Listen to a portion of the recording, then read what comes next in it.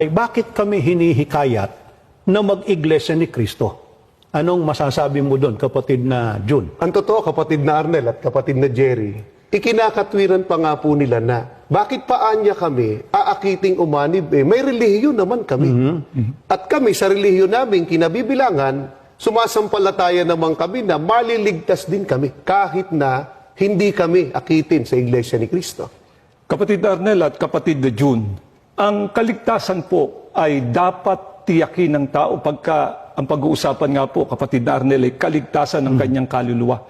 Hindi niya po ito pwedeng ipagbaka sakali.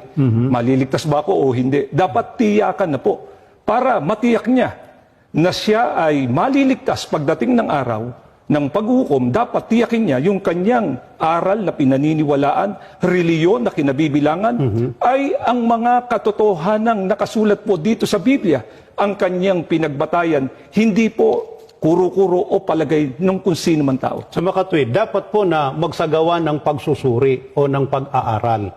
Hindi ko mo kasi may relihiyon na, lalo na nga at ang katwiran ng iba'y doon na ipinanganak, Opo. yun na ang kanilang kinagisnan, o kaya naririnig nila sa iba't ibang mga tao, sa iba't ibang tagapangaral, basta paniniwalaan na lang, at sasampalatayanan na lang. Dapat ibatay sa banal na kasulatan. Sabi ng kapatid na Jerry nga, yun ang kanyang binigyan ng diin. Puntahan